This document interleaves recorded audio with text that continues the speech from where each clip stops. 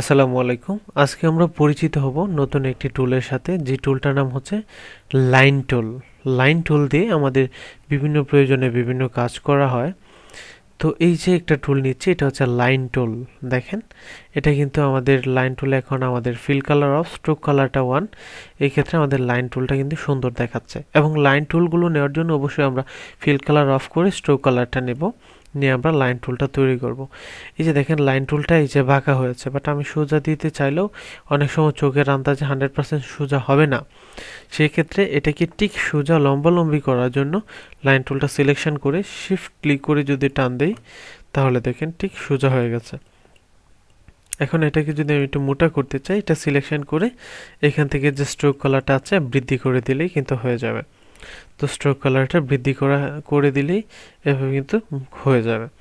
তারপর এটার ভিতরে আরও বেশ কিছু রয়েছে, আর্ক টুল, স্পিনার টুল, এটাকেও ঠিক একইভাবে এই যে দেখেন এরকম করতে পারবেন।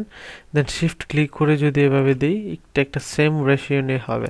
দেখেন সুন্দর করে কিন্তু হয়ে গেছে।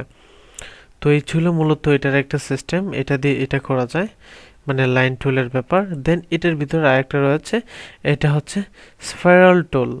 এটা দিয়ে একটু দেখি, দেখেন এটা এমন শিফট ক্লিক করে যদি আমি এভাবে একটা ক্লিক করি, দেখেন এটা কেমন শিফট ক্লিক করলে একটা সেম রেশিও নেওয়া হয়। তো এটা হচ্ছে একটা সিস্টেম, এটা দিয়ে আমরা বিভিন্ন কাজে ব্যবহার করা হয় বিভিন্ন রকম। তো এটা যখন আমরা প্র্যাকটিক্যালি করব, তখন এই বিষয়টা একটু ক্লিয়ারলি আপনাদেরকে বোঝাবো, তখন আপনার বিষয়টা সহজে আরও বেশি বুঝতে পারবেন।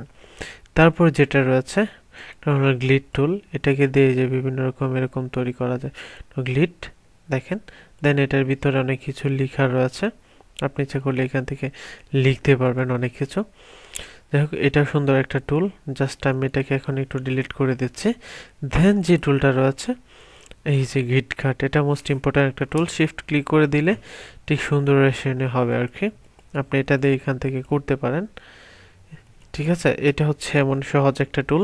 তো এগুলো অনেক ডিজাইনের সময় এটা প্রয়োজন হবে, তো এই টুলগুলো ব্যবহারের প্রয়োজন হতে পারে। তো এখান থেকে আমাদের লাইন টুলে এই কয়েকটা অপশান ছিল। তো এই বিষয়গুলো আপনারা আশা করি বুঝতে পেরেছেন। নেক্সট ক্লাসে আমরা অন্য আরও টুল নিয়ে আলোচনা করব।